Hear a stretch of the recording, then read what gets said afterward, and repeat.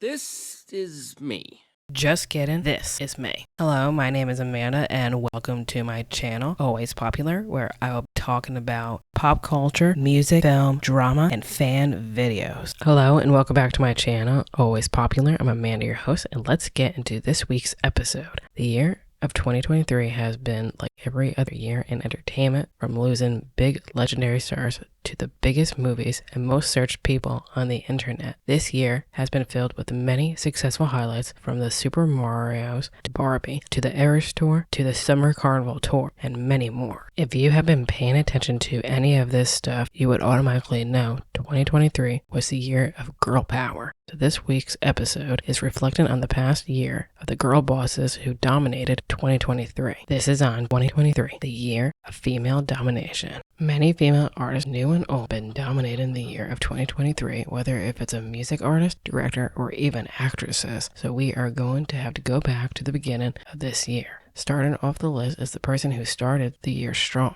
When the new year came along in the beginning of this year, only one female artist had the world singing: Miley Cyrus. Miley Cyrus had dropped her mega smash song Flowers, and it has become 2023's biggest song so far of the new year. So a quick recap of all the early accomplishments that Miley had earlier this year. She was ruling the streaming charts, and the song went #1 around the world. Flowers had reached #1 in over 30 countries, including in the US and the UK, became the most streamed song on Spotify in a week, and the fastest song to reach 100 million plays globally in 7 days.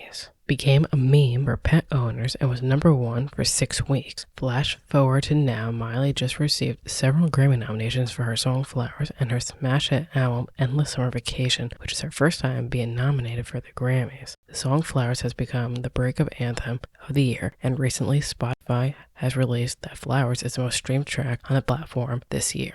Also, her album got rave reviews from her longtime fans and even from the critics as well. The album has been nominated for a few awards as well. She even got nominated for Album of the Year at the Grammys next year. In addition, Miley has a short series titled Used to Be Young on YouTube, talking about her memories and promoting her newest single, Used to Be Young. Second on this list is the newest and youngest face in pop music, which is Olivia Rodrigo. 2023 has been the year that her career skyrocketed even more than before. When her single Vampire came out during the summertime, it exploded onto the scene. The song became inescapable and annoyingly overplayed. The song has had a fair share of popularity and some controversy. Throw in some diehard fans of Taylor Swift and you get the most talked about controversy of the summer. People thought and speculated particular parts to be about Taylor. Soon enough, she released more songs like Get Him Back and All American Bitch than her new songs from her upcoming album, Guts. Guts was then released in September of this year, and the album did well with her target audience.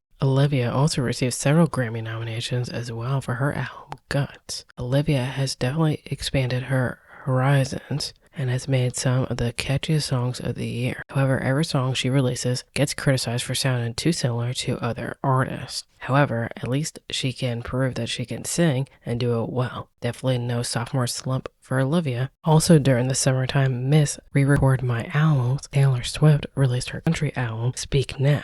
She has been on a roll with the success of all her re-recording albums. If you have followed Taylor from the beginning or before 2017, you would know that she had to fight for her master recordings and has done well with all the releases for her albums. During this summertime, Taylor was getting talked about so much that almost every other day she was being brought up into conversations or constantly everywhere on social media. Taylor had also started her massively talked about the Eras Tour earlier in the spring and is still going strong towards the end of the year, as it's been reported that she now has the #1 highest grossing tour of all time by a female artist, generating $1 billion just from 60 shows alone. And she still has another year of touring to go. Also, she is now allegedly a self-made billionaire from just owning her music. For some reason, it was a big deal because not a lot of music artists become self-made billionaires just from their music and touring. Also, Taylor decided to release her tour into a tour documentary movie, which was later released in the fall of 2023, and the movie did so well it became the highest grossing tour documentary film for an opening weekend, which of course came out on October 13th, which is her lucky number. Just recently, Taylor was named Time Magazine's Person of the Year 2023. It makes perfect sense because she had the most impact than any other person in entertainment this year. She also donated a lot of money to her crew, which was reportedly a $50 million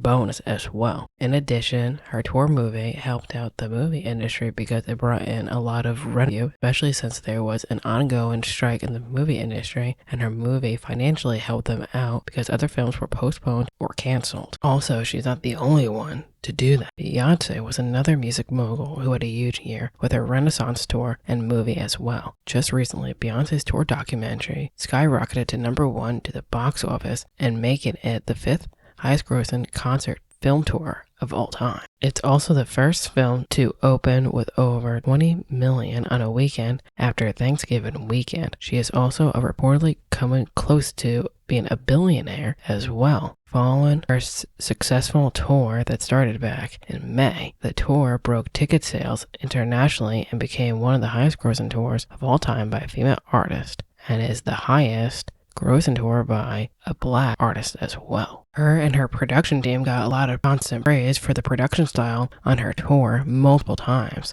and she is still the queen bee for a reason. Lastly on this list is the most talked about director of the year, Greta Gerwig. Greta Gerwig is no stranger to directing movies. However, this year, when she directed Barbie, it became a box office smash. From the premiere to the music, this film had everyone talking about it, quoting it, and even dressing up for the premiere. The movie became massive opening weekend, and since then it has become the most popular movie of the year, grossed over $1 billion, and is the highest grossing film by a female solo director. This is important, especially in film, because many movies are more directed by males. 2021, the percentage of female directors were declining based on surveys. However, for Greta, she pulled through and made one of the most unforgettable movies of the year. And out of all the movies made this year, she was the one director who had gotten the most praise and media attention that I heard about. Most directors don't get attention or hype as it is. However, for Greta, it was the complete opposite. Since she is a female director, it was a bigger deal because, of course, she did it on her own. So this year really was Barbie's world. And the world domination continues with